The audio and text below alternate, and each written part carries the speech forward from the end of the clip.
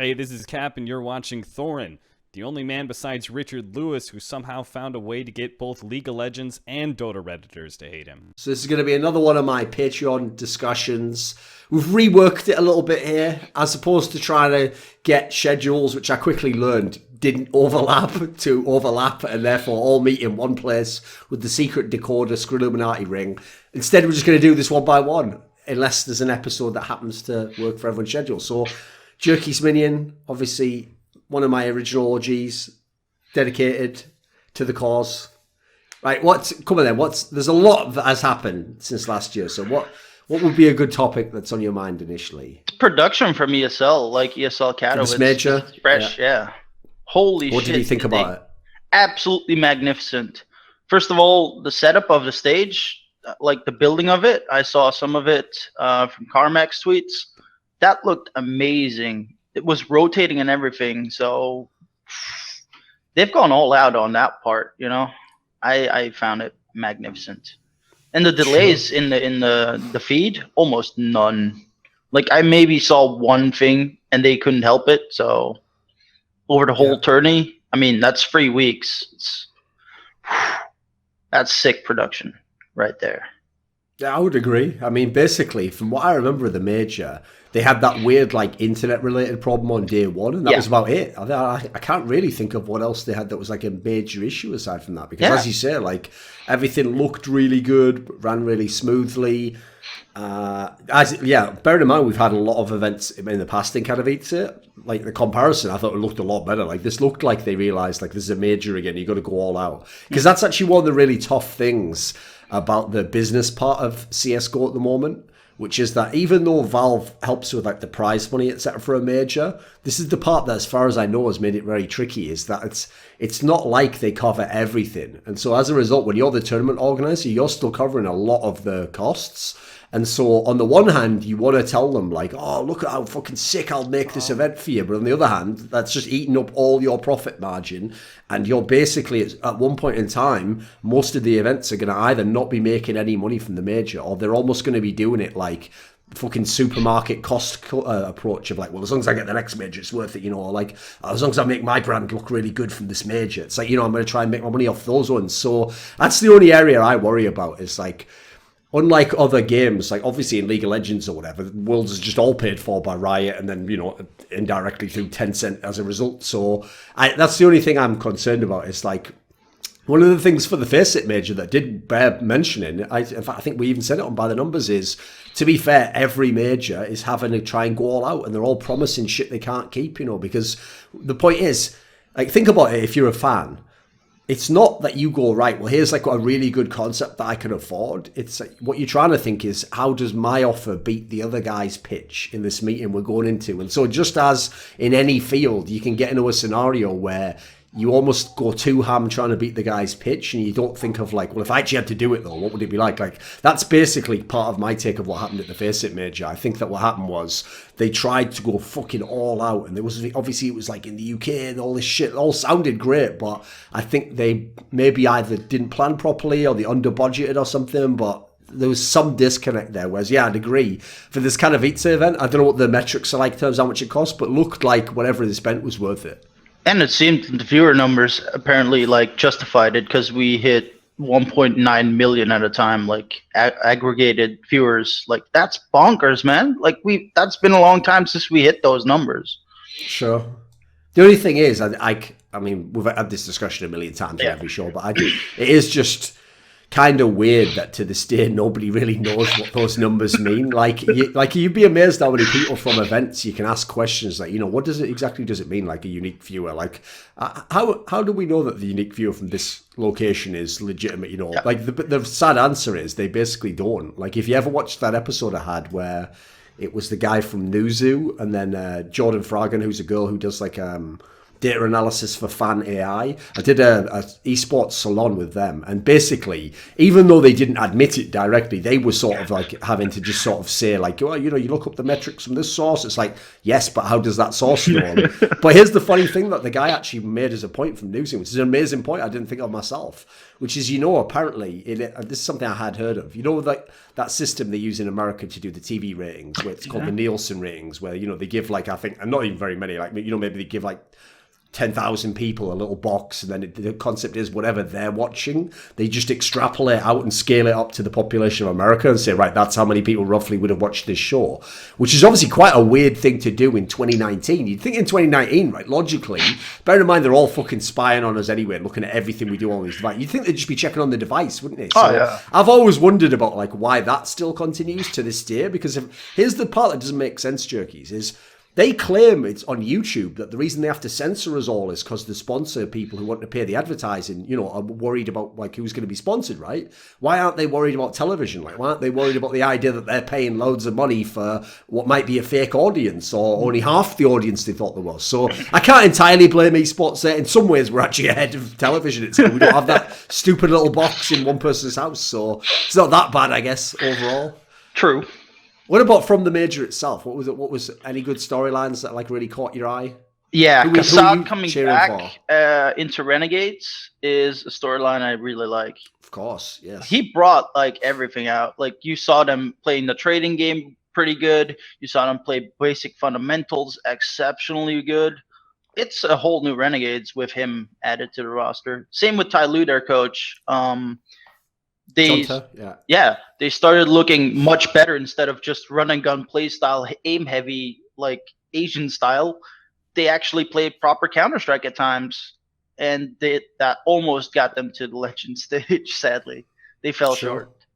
But they looked exceptionally well as well. I think both of those are pretty good examples. ENCE is obviously another one, yeah. Yeah, but ENCE's sick line. How the hell do you go from going 0-2 to 3-2, advancing, and then take out number 2 and number 3? Oof. That's a heartbreak at the end then when you face Astralis and just die in the flames, I guess. Nothing they could do in that one, though. No. That's one of those examples of where, I get it why people get hyped up and why they go all in on the romance of the story, But what's funny is people don't even stop and think. The same people who before the final were ENCE could do it, they could win. Well, everyone who tried to argue against them was trying to tell them, look, guys, the map pool's not going to be very good, and they've already sort of shown a lot to get this far. And all the logic people were using was well, that's what you said before they played Team Liquid and Na'Vi. And then they were using mad logic, if you can beat the number 3, number 2 team, you can beat the number 1 team. It's that's sort of works. I know what you mean, but the point is, unless we're being honest and dishonest, surely we all agree on paper they weren't going to beat the number 3, number 2 team. I think almost everyone would have had them losing to Team Liquid. I think even most people would have had them losing to Na'Vi. So it's either, this is one of the weird things about making predictions I've noticed, is I always say this, whenever someone starts saying yeah, but I said that had happened months ago, I always say either you're telling me you've got a sick reason or you can just see the future. The second one's a kind of a weird one. Well, the difference is, I give him credit. At least he does it half trolling in a way, if Anders, here's the thing: if Anders actually gets something right and you don't, he'll troll you with it, but he doesn't really mean it. He doesn't actually mean you're an idiot for not knowing it or whatever. So I must say, if you look right, the reason why I love the term Cinderella run is because these guys, ENCE and Big, when they were at ESL Cologne, even delivered the proper parts. Remember, the best part of the Cinderella run is if it's the story, you really have the Cinderella moment where you just turn back in a normal person in the final, oh shit, what am I doing here? And then everyone's right, get him, he's just fucking garbage, and then they wreck you completely. So I know to fans it seems we're just hit buzzkills, why are you trying to bring us down? Reality. It's mate, if not at this event, they're definitely going to be cooled off by the next event. So that's why, actually, for me, the best part of the ENCE run is that they had all these fundamentals and actually the lineup looked good. And, at least there's some hope to go forwards that they can build on this result. But the run that they had, I don't know, mate, I would bet heavily against it because the part that made it so crazy to me was the X7 guy. This guy went from being someone where it's only if someone tells you, by the way, he's the support player, that you go, right, it's okay for him to be that bad then. But if you actually watch him in the playoffs, I mean, everyone saw he was won 1v1 against fucking Simple. He was dropping more kills than Naf, out-fragging most of Na'Vi. That's I'd love to believe that's real, but I just don't, mate. That just doesn't seem like it could be real. It's cool, but I don't think it could be real. Maybe that's a trigger of pressure for him. I don't know. Could be. Oh, there's definitely a world in which Some like, you people sometimes see perform this in under pressure sports. better. Yeah, you sometimes see some guy who's like he's only good in the odd playoff game, and like or in the big moment they'll give you a nice round even if they're not going to be that sick game to game. That's interesting. Yeah, we'll have to watch that obviously as we go because that was actually the thing about Ents I found the most hard to predict was like they've never been in this kind of position before. Like even their past runs, like the Star Series one was where the field wasn't that great. 7 and 8, I believe. And then the Star Series they won. Like they won the last one, number 6. The other one. But that was the one where like they played Vega Squadron in the final, for example. Like the only good team they basically played was they played Big and they played Optic just before Optic got refreshed. So they played some okay teams, but that's not very different to beating Team Liquid and Na'Vi, obviously. And then we have to also consider Liquid swapped out a player, lost a coach. How much does that affect them? I mean, yeah.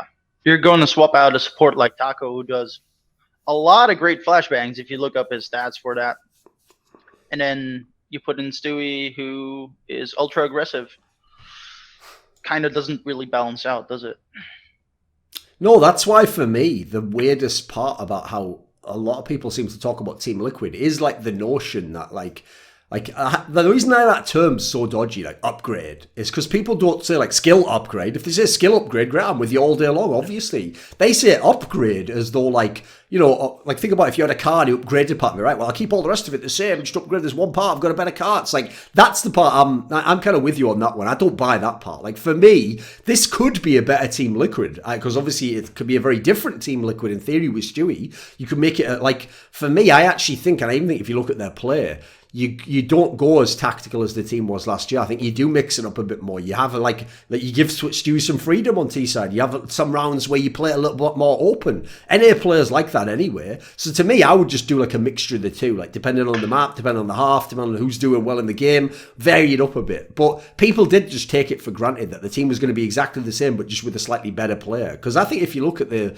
way they've played, there's another thing people really took for granted is when they won the iBuyPower tournament, everyone made it sound as though the coach was automatically an upgrade. Like, oh, look, they won this, Adren must be better at tactics, he's figured out Astralis. It's like, I even told people at the time, if they've really managed to change the map pool like they have, because that was, if you remember, they won Dust 2 and Overpass with the maps against Astralis. I was like, Dust 2 they played a bit before, Overpass they weren't even good on, they used to ban that. I was like, if they've legit become really good on those maps, then yeah, fair play, I'd have to give a lot of credit to the coach and whoever made them change their mind, but like, I needed to see that proven. And as you saw at this tournament, it's not true. They're a different team. They're still a very good team. Like, I think they definitely could have still gone to the final and been very good, but not this day. And actually, the thing that I found alarming was, I only saw this the other day, but did you see there's a video someone made where they edited together all the interviews that Liquid did about Ents when they were at the major? So like when they first found out they were going to play Ents, and then once the matchup was set, and they were saying in this interview, dude, that they didn't even know who the players were on Ents, and like they hadn't even watched them and shit. Like, by the way, I would assume based on the timing of the interview, they probably did then go and watch the VODs. Like, I don't think they literally said that right beforehand, but it still was pretty alarming, I have to say. This was like the day before they knew like that they had to play Ents, so someone did actually make a great compilation for that one. Still a bit worrying though, isn't it, when they've never even like, who's on that team? It's like, I don't know. It's like this might be an opponent you play. I don't know. You should check them out though. But because yeah, that's like one of the things I worried about, because if the hype was that Adren was going to come in and like he'd be super great tactically, blah blah blah, like where was all that shit for Ents then? That was like, for me, teams like Ents and Renegades, like that's exactly the sort of team where if you do your homework, you can have a very good chance against. Like you'll see a lot of the things that they're going to do, because they're not just playing like stupid scrimmy shit. In fact, like you said about Tai Lu, that was the interesting wrinkle for them, was like, yeah, they didn't make it through. Like, if you notice, I told people this even when I got hyped about Tai Lu. I said I'm hyped about the way they play, not the fact that they're going to win. Like, they don't actually win that many games. They're not that sort of an underdog. But in the past, they obviously looked super dangerous when they were playing, whereas now, yeah, they've got a little bit of like extra, well, they're well-rounded now to some degree, which before they had none of that shit. So that even in itself is interesting. Because normally, like, we saw them push very aggressively all throughout the map, and this time they pushed a bit more backwards, and then at times they utilized that aggression like they used to in the past, and that would caught you off guard. But I mean, like, yeah, as you said, more well-rounded is much more dangerous ultimately. But then you also get to prepare better against them. Yep, that's also true. Kind of worked out. That's what that thing is, though. That is the cost you have to basically pay to get anywhere close to being a top team. People don't realize that. Like, if you notice in every game, League of Legends, whatever it might be, almost every game allows some degree of doing cheeses. Like RTS games would obviously be a great example, you know, like StarCraft 2 or something. But you'll notice there's no player who's actually the best in the world who does cheese all the time. Like, it doesn't exist. Yet logically, if it was something that, even if it was tricky, you know, oh, you've got to vary it up, you've got to do it differently, there would be a player like that who'd be like top 5 in the world if it existed. But if you look generally, there's players who do elements of that, or they throw the odd one in, but you do also have to have like the fundamentals. You have to have a real game as well. Like, people don't even seem to realize, even when FaZe Clan has a lineup like they've had the last year and a half, okay, yeah, in contrast to the normal teams, they do look like a team that's just doing free for all. But even they're doing some degree of structure. Like, if you look at the way, like, the timing of when someone pushes, and then who holds the flank, etc., like, they clearly do have protocols. Like, I think people just don't realize that when we try and emphasize how individual they are because it's so extreme compared to the others. But everyone generally is within a window where, like, to be a pro, there's not a lot of just doing whatever the fuck you want. Like, that's just a sad reality of being a pro in any sport, I'm afraid. You've all got the game plan you have to follow to some degree. Yeah. Let's see. Thing is, though, I actually think that that's the real shame of the major, is that Ents was the one that went all the way, which was cool in its own way, but I wanted it to be Renegades. Like, I thought if Renegades had got to the semi, that would have been a really cool storyline. Because the sad thing was, they just fucked up that last series so badly. Like, they, you know, it's not even like they got smashed completely. They had a bunch of chances. They had a lot of, but they did everything weird. Like, I'm actually I'll have to do it privately, obviously. I'm going to try and find out basically what happened in that veto, because I have no idea why the fuck they were picking Dust 2 against MIBR and all sorts of weird stuff like that. Like, there's a lot of things that made me wonder if people panicked behind the scenes, you know, and they were like, they just tried because whenever someone's been doing something that's been working for them, and then they try something really wacky, you always just think, like, why did you do that though? Like, it was working before. Like, wait till that stops working and then give that a go, you know. That's true. That's weird. It's like, actually, what's mad is that's actually what in Overwatch, the team that represents Seoul, the Seoul Dynasty, used to do this, right? If they had some shit that was working, they would just immediately switch to something else. It's like, wait, that was working. I know, like, they were trying to be too clever, if you know what I mean. Like, right, wait until that stops working. They'll figure that out soon. It's like, they haven't. Why are you doing that? So, okay, what else have you been up to recently? What have you been following?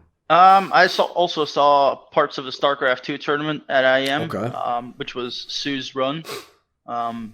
Pretty nice run for the guy. I mean, were you a fan? Yeah, at the end. At the end.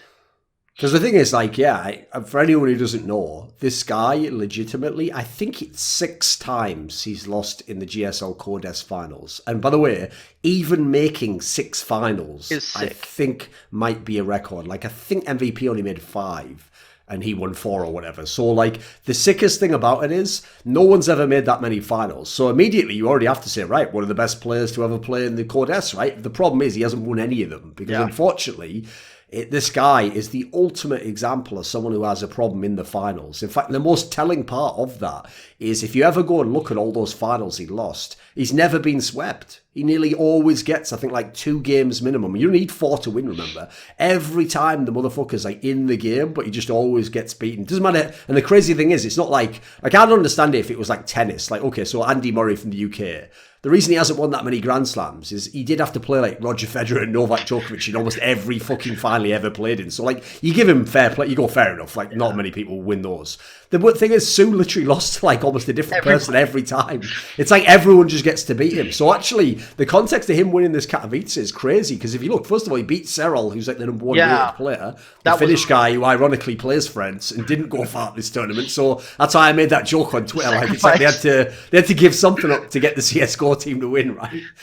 And then obviously he actually did manage to win the tournament. The problem is, though, still isn't Codes, is it? Like, you got to go back and win Codes before it'll ever truly feel like you got that burden off your back. Still, that he beat Cyril is a big accomplishment. Sure. Cyril has been dominating for what, 2 years now? Yeah. I mean, Cyril was also on some sort of mad streak where he won like 50 series of Solana, something ridiculous. I forget what the number is, but it was something really big. I mean, to be fair, obviously a lot of them were Western tournaments, but even so, like, he still had a very big streak, and it did include a couple of international tournaments. So that's big time shit for sure. No, that's one of those examples of where, like, It's not like the match itself was that crazy, but that just shows you how powerful like narratives are, because obviously if you've followed this guy's career, it's mega satisfying just to see the person win eventually. Exactly. It's just so cool. It's the same reason why actually on the Renegades angle, that was also the coolest part, was like, remember, this is a team that never came close to being in the fucking playoffs of a major, and they've just stormed all the way there with pretty much almost no problems till they got there. It was unreal. And Renegades, their player Gratisfaction, like, surprised me well. That guy's opping seems pretty legit. Sure. He had like 61 kills or something with like an op, and then the rest of Renegades had like 4 or something mental like that. It's like, oh, that's well balanced. Sure. No, well, the funny thing about their lineup actually as well, I'll probably have some content on them coming soon, because I'm going to like really try and look into some of the angles, because if you look on paper, it's clearly not like the most skilled lineup they've ever had. Like, they've actually had better lineups. The one with NAF was probably even more skilled, like blah, blah, blah. But it actually had less potential back then. Like, you look now, I'm really excited to see the next few months. Like, I think a lot's possible with this team. Yeah. And then I'm really excited for Starladder in Berlin. We finally get to see Starladder finally get an event as big as a major. Let's see what they work, because the normal Starladder finals always bring out the best of the talent. Like, they pretty much do a banging job most of the time. So sure. And it's going to be in Berlin, which is accessible for most European countries. Yeah, I mean, the location should be pretty good in that sense. Like, I actually think that's actually an angle that's probably underrated about Starladder, because the problem they've had is, like, I don't know how much they've ever said about this publicly, but if you ever notice, whenever they have the events back in Kiev, like, only half of them tend to actually have like a stage for the finals. Because what they do is there's this one location in Kiev, it's called like the Palace of Arts or something, you know, which is like, does look pretty big.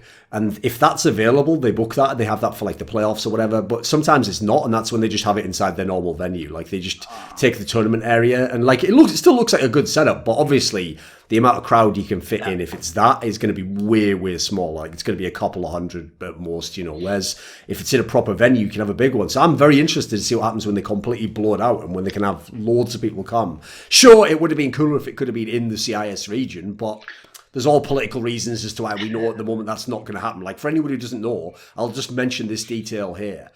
There were at this current tournament that's going on, I think it's a minor in Dota 2, there was just news that an entirely Russian lineup was actually turned away from the border to go to Kiev. So there you go. If Russian players, any of them, are at risk of not being able to make it to Ukraine, you just can't hold an event there. Like, it makes sense. Like, I get it. So I think the timing for this one, the upside of this is if they nail it and then in the future they get one, then that's the one you do in St. Petersburg or Moscow or wherever would be a cool spot to do one, you know.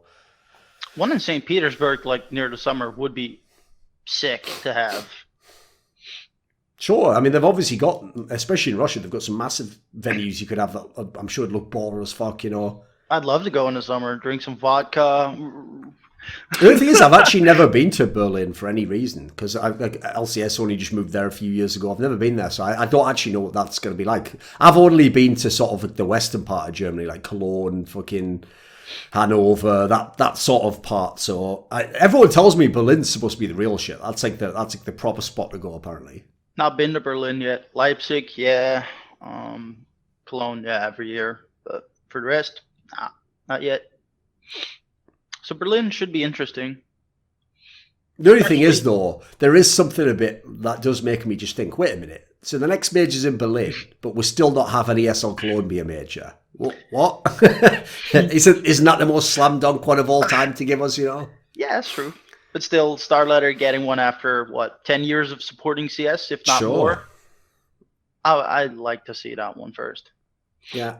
Because for people who don't know, in the very beginning of CSGO, like, first of all, almost nobody had what would be the equivalent of a major, basically, even before Valve started supporting. Like, none of the events would have, like, qualified for that. But at the time, at the very beginning of the game, the biggest events, legitimately, was, like, Starladder was some of them. They used to have all the top teams. Copenhagen Games was actually one of the biggest ones at the time, which shows you how, like, the scene was, like, very, very small at the time, because obviously they're never going to be, like, the ultimate professional org. It's still a BYOC LAN. ESL used to do theirs, and theirs were good, but it was where it was EMS, so it was ESL Masters Series, and they used to just qualify to the offline finals, and then the venue was just at the old ESL studio, that like place in Kelowna where it's like one room that they always had all the StarCraft tournaments and shit in. Where you so could like fit 100 people in. Yeah, DreamHack obviously was there still with like DreamHack Summer and stuff, but that was it. There wasn't that many people who did big events, and so I always felt like, yeah, the same thing. If you looked at the people back then, Starland are the only one that never got a major. Like, unless they did some terrible pitches, which certainly I'll allow for. Maybe they didn't do a great job, I don't know.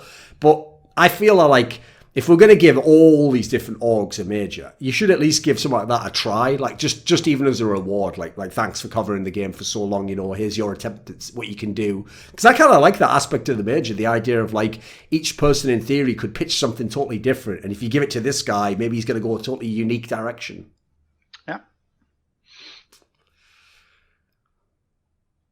Let's see. What more news is there? All right, I've got a question for you. What do you think of, because at the moment, probably the most wide open, there's 2 rosters, right? Mouse Sports and Cloud9. Both of them have signaled, they've done that move where it's like, right, we're clearing the decks, we're going to bring in players, but technically, no one actually knows who's going to each team. Like, I know it was rumoured that, for example, Carrigan and some other players might go to Mouse Sports, but then it was also rumoured, if you remember, a week before that he was signing with Envious. So, like, no, I don't think anyone really knows on that one. And it was also rumoured, bizarrely, that even though Carrigan's, in theory, supposed to be about to join Mouse, that Sonny might be going to join Cloud9, which is like, what? Why isn't he waiting for Carrigan? So, what do you think on this?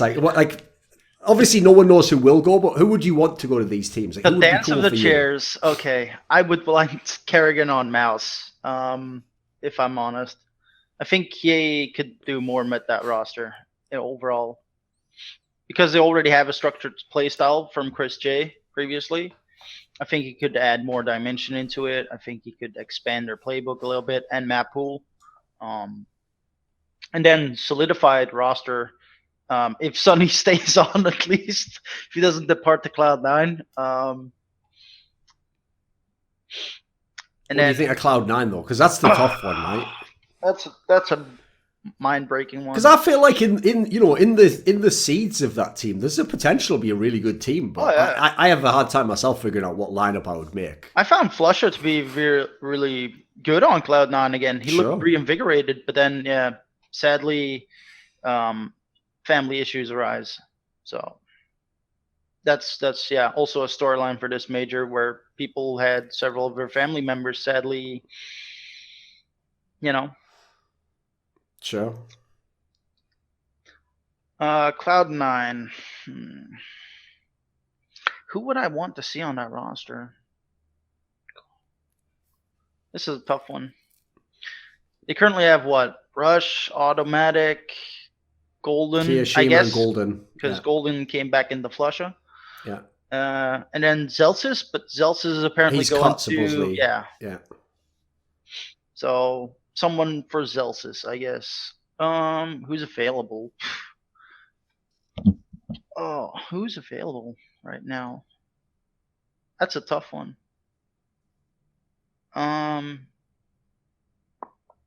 Who is available? Basilian, I guess, because Heroic benched him just now. Sure. I don't really want to see him on there. It's like doesn't really fit the play style, I guess, that they need. Who else is there?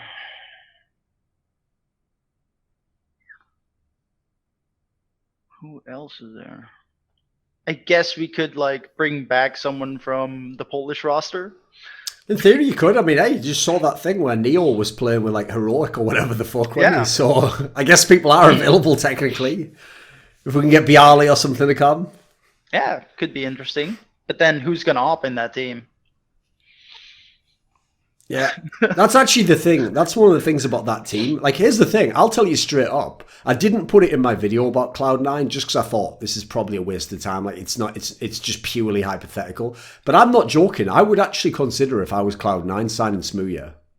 I actually think that, Automatic's done a very admirable job with the op, but I feel like it's a waste of his skills. He's just such a better rifler. So, in this scenario, I'd rather have Automatic go back to the rifle, bring in Smooya, have him ball. Because, yes, he is clearly someone who has personality flaws that will get in his way. But as you've seen, Like, my problem with those players, Jerkies, is like everyone, it's too easy to just go, oh, this guy's a bit of an arsehole, so let's not get him. It's like, yeah, well, everyone's going to say that. But the point is, as you see with Simple players, I know it still hasn't quite happened in League of Legends with Dardoch, but I guarantee it'll happen one day. These players, when they have this much skill, one day they're going to find the team that works for them where they're not like just an arsehole. And one day they're going to be, basically, once you eliminate the personality part, then you're only going to see the mad skill. So at that point in time, they're going to be a very valuable player. And for me, I think he could be someone like that, because at the moment, like you're saying, it's tough to pick out players, because we've got to the point now where even like, for example, even the people who are on the Envious lineup right now, well, they're going to be under contract. Like, you probably have to buy JDM out to even get him. So at this point in time, there's not really free agents in the traditional sense. Like, that's why the Sonny angle is even possible, because, you know, they're obviously making moves in mouse spots. Maybe they just let him go if he wants to go. But like, it's real tough to get someone who's just available. So at the moment, like, I tell all the owners this, there's no more like, oh, I'm just going to pick this guy up for the next few months. No, if you pick a guy up, you're basically committing to him. So if you commit to someone, pick someone that you want to commit to. Like, you're going to have to gamble sort of if you get any of these guys. Also, if Sonny goes anywhere, I want it to be Ents. I mean, sure. All Finnish lineup, get the Finnish guy in. No, the tough one about the Ents one is, like, first of all, yes, 100%. Like, if you look at their team, I don't care what you think about, like, Ariel, for example, whoever it might be that you would replace. None of them are Sonny, mate. Like, the difference is if you get Sonny, you have the potential, especially with what they've already got in that team, you could legitimately become, like, you could maybe be, like, the 5th best team in the world. That's not crazy to reach for, yeah. It's a volatile world. Yeah, and especially since actually as like a raw team, if you remove like skill, they're very good as an actual team. So yeah, there's a lot of potential. The problem with that one is obviously who do you replace? Because first of all, I noticed everyone did the classic move where they just said, like, remove the X7 guy. Same as like everyone in the world seemed to be on board with like, remove Fugly from NRG. And I'm always like, whoa, wait a minute. Can we just test like what these guys are doing? Like, I'm with you. If it turns out, for example, like I say with the Team Liquid example, you can just go a different direction, add in another skilled player and make it work. Great, go for it then. That's like a viable approach. But like, for example, the NRG one, I'm a bit skeptical about whether that's like 100% a great move. Like, I actually thought, again, that was another team that had pretty decent setup within the squad. They looked like everyone knew what their job was. They didn't always win the game. Yeah, they had a bunch of young players. They didn't always carry the game, but I thought generally they did the right things. So I'm always worried about like sort of messing up the structure in that regard, you know, because it could be better, but definitely could also be worse, which no one bothers thinking. Like, in everyone's mind, if we had this skilled player, of course it's going to be better. It's like, I wish CS worked that way, mate, but I've seen too many lineups. Like, do you remember? I'll tell you probably the most crushing lineup of all time was at the end of 1.6, where in the last year, like 2011, because remember, it was only like the early part of 2012 before CSGO began. In 2011 was when I used to work for SK, and at the time, SK had become number one. They had like Get Right and Forest was in their team because they'd broken off from Fnatic. And the problem they had was they got to number one in the summer of that year, and then for like all of the autumn and the winter, they were really good, but they would always lose all their series pretty much to the Pauls, Neo, Taz, and those guys, and then Na'Vi. These two teams would always beat them. And so the sick thing was they were getting like, you know, semi-finals, finals of all these tournaments, but they kept losing that team. So what they did the next year as like because basically whenever a team's right on the bubble of making it like that and they don't, that's when you make the big roster move that tries to push you over the edge. And the roster move they made was they brought in Trace from MTW. So they brought in, like, they literally put Get Right Forest with Trace, and then they already had all this other skill. So at the time, you were like, holy shit, they're going to take over the whole game. And they were actually worse. Yeah. They were actually a worse team. That imploded. Mad. Yeah. It was mad depressing because, you know, your brain, like, even now when I think about it, I think, what went wrong? I should look at that demo, and there must be something there. Like, yeah, it should be incredible, right? But it wasn't, unfortunately. And that is just a factor of the game. And as you said before, like, Smooya comparison to Simple, yeah, I get it. Like, Smooya could actually work on Cloud9 as an AWPer. That is, yeah, I didn't actually think of Smooya anymore. Just like my brain. Well, the key thing with him is, like, if you notice, there haven't been any leaks about him joining any teams in Europe, you know, and he also himself made that weird comment where he's like, it's time for me to dominate NA, and it's like, personally, I think that just means that people in Europe just aren't that interested, and so he's smart in that he knows that, like, obviously, if you speak English, an NA squad's the place to go, and, you know, compared to, like, the newer players, he's obviously got a way bigger profile than them. Like, it's not unreasonable he could join one of these teams. It's just that, I mean, there's not many available. It has to be like Cloud9, Envious. Like, there's not many teams out there you can join at this point that have got the money and worth joining, you know. Yep. It's true. And then they have the international tender of going to international events, getting invited because of their fan bases most of the time. Yeah. So, yeah, why not?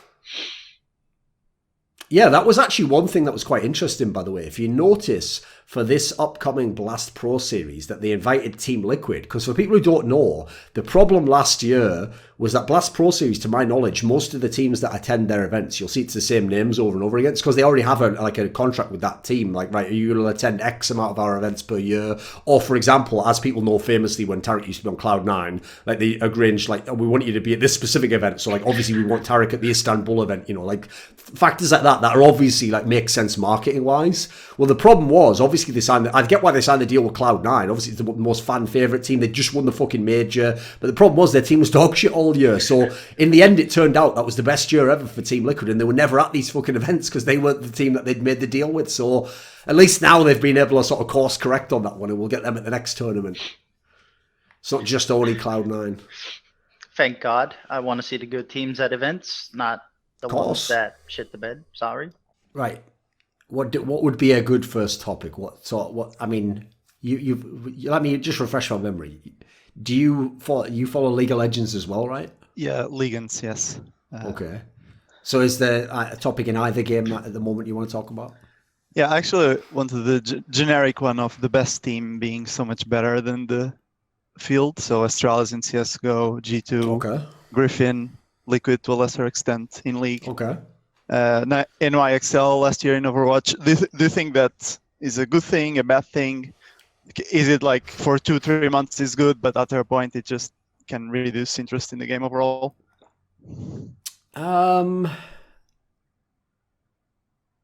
It's a tough question because, like, I would say from my own experience of watching a lot of different games and sports that had the same concept, you know, like you basically tend to get two things, right? You either get one team dominates for a while, or the reason one team can't dominate is like, you know, it's sort of like you've got like 3 or 4 teams and it's more like who plays who, depends who will win that match, you know?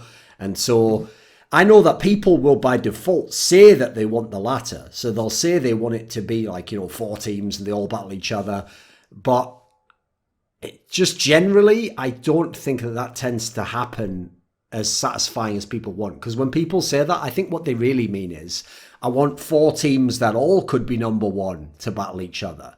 Whereas actually, except for like some very rare exceptions, I think usually if you look at it, the years when there's like a lot of teams that can win, I actually think the level tends to be lower then, even though the competition level and parity is really high. I think generally, like when a team's number 1 and they dominate, that really is because they sort of like pushed the game to a higher level, or they, you know, perfected something within the game, or they executed something better than other people. Like I think Astralis is a pretty good example. Like if Astralis didn't exist now, we'd have all sorts of championships being divided up among different teams, and, you know, they'd all get to feel like champions, and no one would say, you know, you're not a real champion, you didn't play correctly in the game, whatever. Everyone would say they were great, but when Astralis beats them, it kind of makes sense. So I can't really hate on that, because it feels like, I don't think it's luck. I think they win for good reason. So I think it's a tough one, because I guess the aspect I can relate to fans with is they want to at least feel like there's some sort of uncertainty in a tournament. Like, who knows who's going to win this one, right? I get that sort of. But, like, that for me is outweighed by the fact that if someone like Astralis does dominate, or in the past, some Fnatic used to win, etc., it's like usually I do think that it's that they took the game to a higher level. Like, I guess that's the distinction. Other people seem to think it's like, oh, they just don't have anyone good enough to be the challenger. It's like, you're right, but I think it's not a negative. What's your take on it? Well, I think I agree with that in principle. I do feel, just as a fan, that as time goes on, it starts to be less exciting. So, like, the major seem to be exciting, especially with the seeding and reseeding. Sure. But then the moment that EMS is in the finals, it's like, well, like this kind of not fun now. So, whereas if it was Navi, at least like there was a chance of Astralis not winning, even if everyone would give Astralis like 80-90% odds. Sure. There were still people would watch the match for sure. And I mean, maybe the dominance is too big. So I think in case of Griffin, for example, they're the best, but they're still very good teams. They're still teams that can, you know, beat each other, surprise them maybe. And no one really stayed that long on top except maybe SKT. But even then, I mean, there were always other teams. So Of course, yeah. I think maybe Astralis is pushing it a little bit. So I think it's interesting to see how it goes, because I mean, at the moment, there doesn't seem to be a natural successor. So I mean, Yes. unless like Liquid or MIBR really, continue doing better and better. But I think inadvertently you've nailed something there, which is that it's not about basically whether you want Astralis to be number one or not. They can still be number one. They can even win most of the tournaments. But what you at least want is, forget a team that can actually like be better than Astralis. That might not be possible. But you just want one team that is their kryptonite. Like, you remember when SK in 2017 was on top, and famously the G2 lineup was the one that used to beat them in the big matches, right? Now, G2 wasn't better than SK. No one would argue that. But just knowing G2's in the field made it cool, because you thought like, right, well, even if SK is the best, if they run into that team, they won't win this tournament. So I agree. Actually, that's quite a good way to put it. Everything could be identical to how it is now, but let's say there'd be one team. So people hoped at one point in time it would be Na'Vi that was this team, obviously, especially after Cologne. Say there had have been a team that was number 3 or number 4, and at least they can beat Astralis most of the time. I agree, that would at least give a little like extra way to be hyped without having to take Astralis off the top. Like, it's not like we need to topple them completely. That would at least, because that's really also, by the way, one of the arguments I personally would make as to why Astralis probably should be the best of all time. Is like, they don't have a rival. Let's be real. Like, there's people have beaten them on occasion, but half of them, like, for example, when Na'Vi did have that brief period in time when they'd won like 2 out of 3 series against Astralis, like, the reason they'd won 2 out of 3 is because they couldn't face Astralis. Like, people kept beating Na'Vi before Na'Vi could face Astralis. So I think actually that record wouldn't have existed if they just had chances to lose the game. So it was kind of like a fake narrative in that sense. No, I see what you mean in that respect. Like, that is actually a problem. yeah, and in some cases, I also have the problem of like in NAM for a league, where the Team Liquid was dominant, and then it's just so easy that they just stop playing well. And now, okay, Cloud9 catches up, but it still feels like the 2 are at the top, and they'll get 1 and 2, and they're really not trying hard, and they're not improving. So that's could become a problem as well. The problem is, like, I guess there's 2 points to make here. One is that in terms of the Astralis angle, that actually just reminds me, like, I have a really big problem with when I talk about topics and I really lay ideas out. Sometimes I don't feel the same impetus to go and make a piece of content about that, because my brain sort of feels like, I got that idea out. It's fine, people heard it.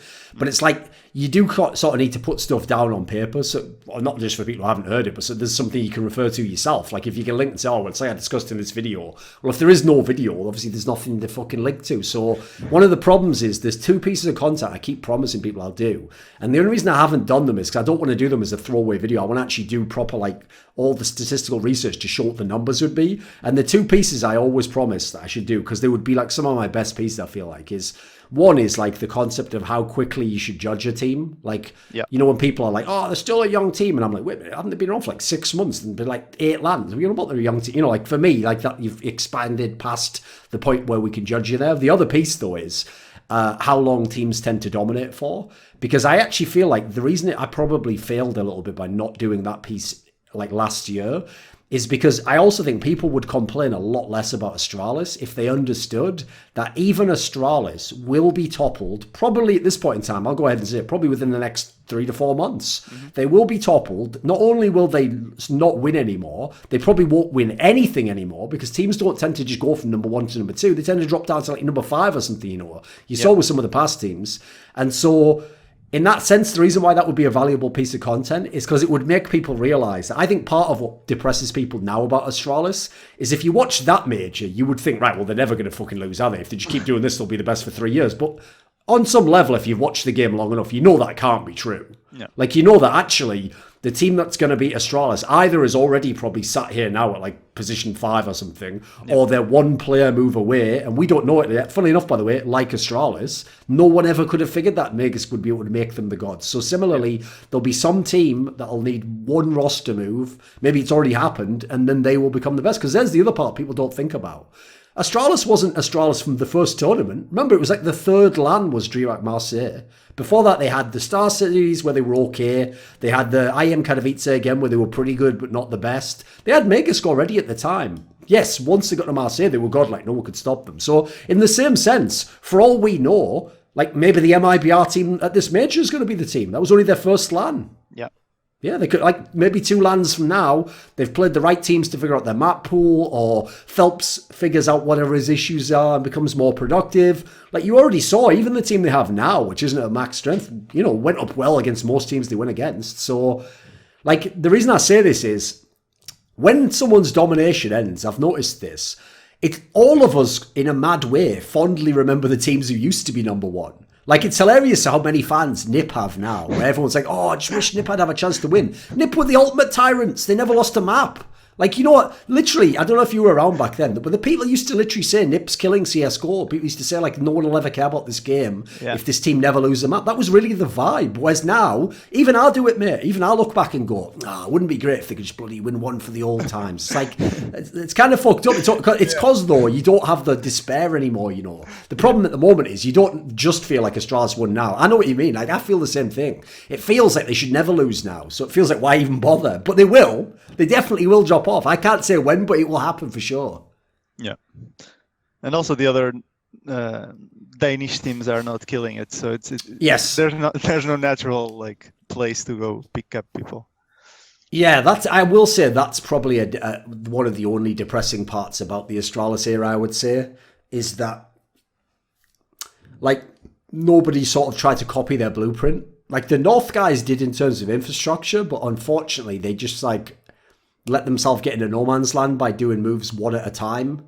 Yep. So like if they didn't think MSL was the guy for them, they probably should have just cut him way earlier than this, like a year ago or something. Yep. But they waited until the very end, and it's like what the French scene's done. Like you don't ever want to paint yourself into a corner where it's like your only decisions are bad ones. Like right, who am I going to take as my in-game leader? I've got a choice between Snappy, Asilian, and Cadian. It's like you've already fucked up then, haven't you? Yeah, you've already fucked up if that was your choice. Like you should have been planning. Like I'm not exaggerating. If I was North, I would let MSL go, but only if I knew Carrigan was joining. Like, I'd have made that deal, and I'd even have it like that. I'd go to Carrigan and say, listen, like, I'm willing to commit to you. Like, I'll rebuild the team. And if not, then I'll just keep MSL.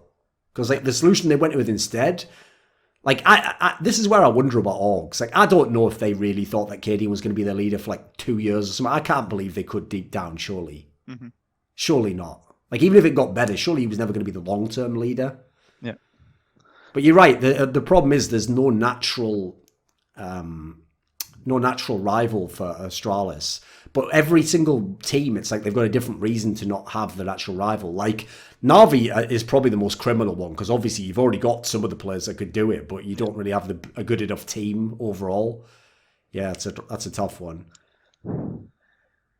So, if you notice, though, in all regions, so if you take the league example, Team Liquid, Griffin, G2, the real problem with these teams, this is why I can't blame these teams for dominating, is they've done everything right. Like all three of those teams, relative to their region, play an effective style, and they all pretty much have at least as good players as their rivals, if not better.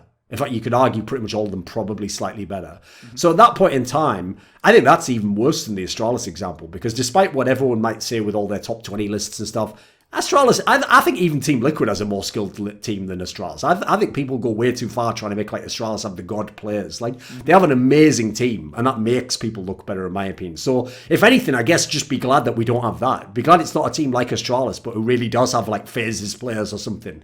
That really could be the end. Like then, how the fuck would anyone beat them? You know? Yeah. Speaking of phase, so what do you think that they'll do now? Because I mean. Will they bring Carrigan back?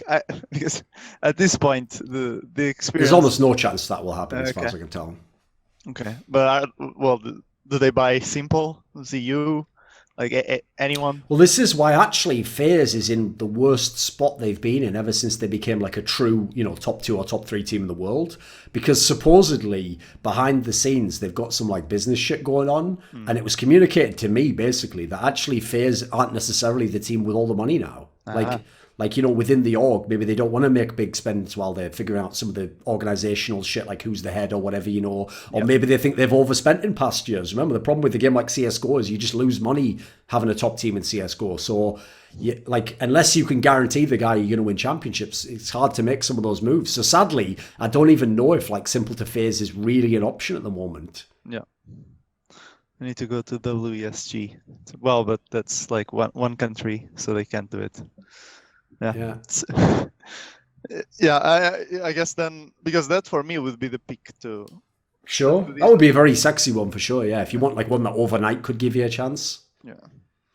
And part of the problem with that, though, I feel, is like even that's got its own little issue, which is like for me, the problem with FaZe is this approach they're taking at the moment doesn't win you that many championships. So you either have to, like you're saying, go all out with it and get simple, maybe even get someone else as well, and get like another fucking sick player, or you've got to eventually realize like this overall approach has to change. Because the thing that tilts me a bit about their team is they lock up so many players that would be good in other teams. Yeah. So like every time FaZe Clan doesn't win a championship, well now, you know, fucking Fnatic can't win because they don't have Olofmeister, and now some other team can't, like Mouse Sports can't win because they don't have Rain, or, you know, some third team can't win because they don't have Guardian, who they could have instead. Like they've locked up so many amazing talents that, like, unless they win, it feels like a waste. Now, I can't blame them. They shouldn't have to think that way. But I think that way as somebody trying to watch the health of the scene, you know, and hope for good teams. And what do you think about the approach? So now that Astralis is on top and there's, you know, you have and Renegades on the rise with more structured team and the skilled lineups maybe not doing as well. What do you think is the best approach these days in CSGO? Is it? Well, I like that. That's you've sort of hit the nail on something I think is an interesting point about the rise of those types of teams.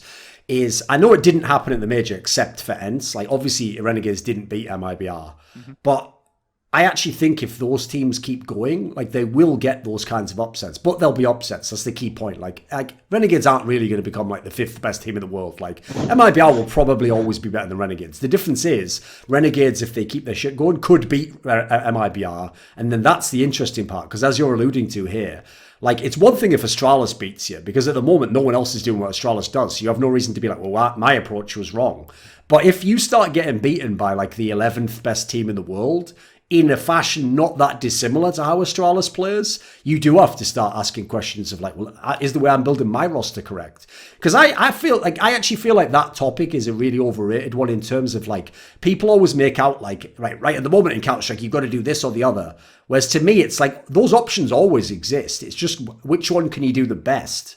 So like, in FaZe Clan, they did a very, very good job of having that loose style and having star players. Like, yeah, it was great. They won a lot of championships. That doesn't mean it was the right way to play, because as you saw, teams that don't have players as good as FaZe can't make it work as well. At the same time, if I go and look at teams like Renegades, like ENCE, well, I mean, Na'Vi's the worst team in terms of some of their players, but as a team, they'll win more games than ENCE does, even if ENCE's style is better in some mad objective sense. I don't even know what the fuck objective would mean there, but you know, like roughly what I mean, like just looking with the eyes with no nameplates on or whatever.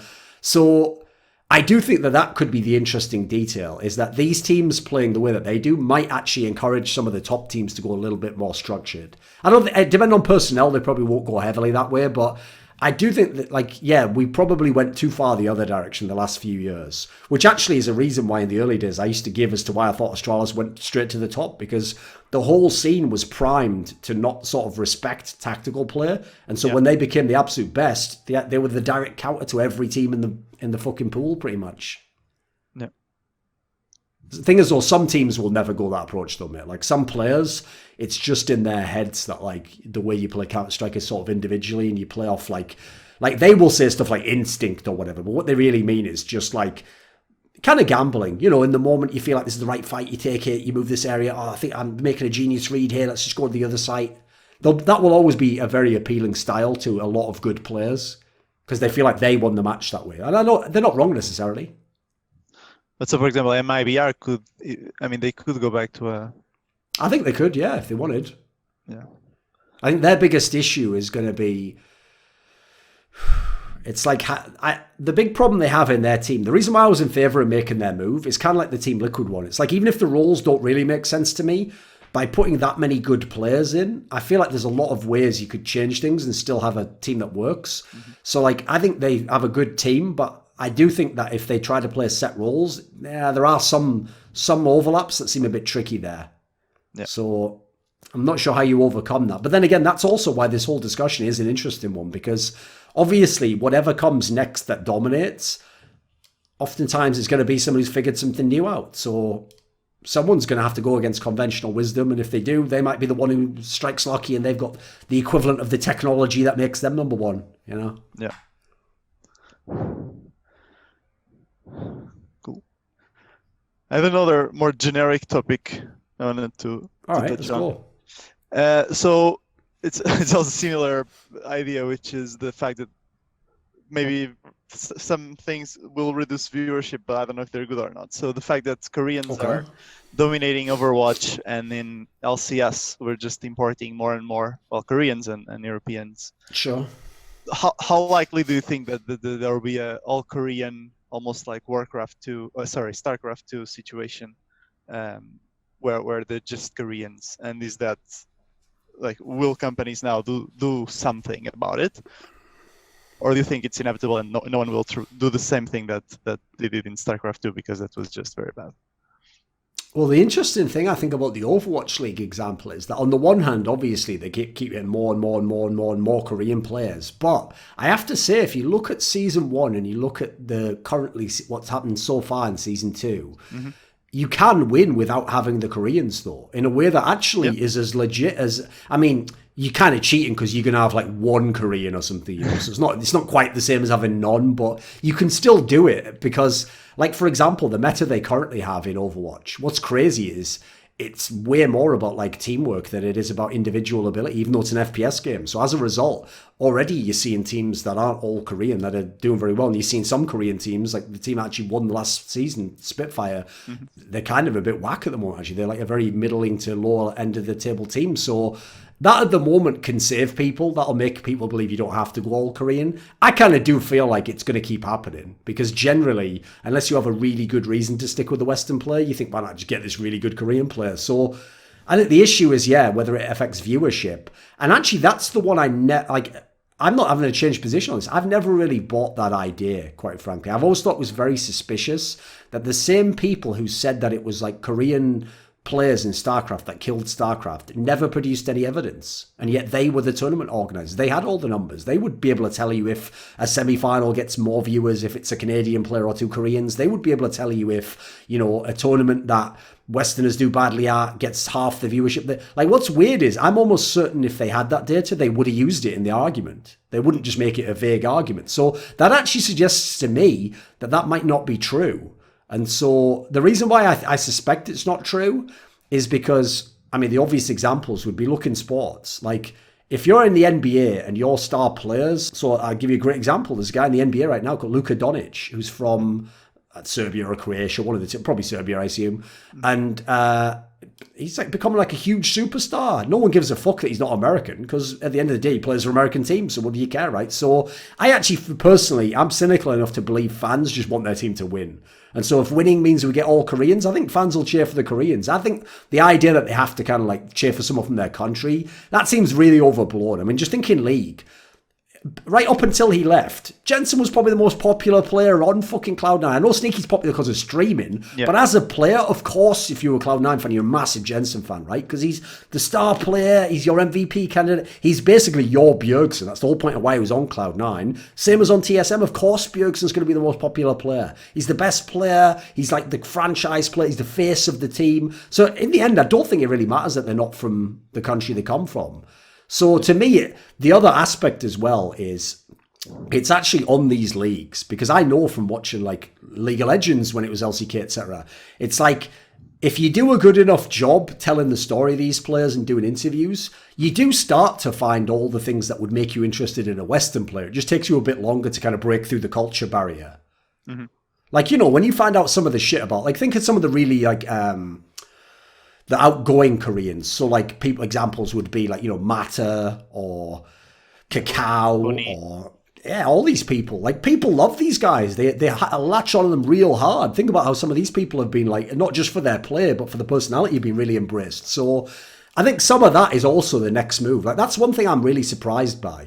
If I was a team like Cloud9, who has the London Spitfire, I would be spending a lot of my time working with my players on, like, this is how, you know, Westerners communicate. This is how we market things in the West. This is how we build up a character. I'd show them, like, UFC, WWE. Like, obviously, they don't have to go deep into that, but if they just understand the basic principle, I think they'll be able to cross over in that respect. Because I don't think it should affect the viewership too much.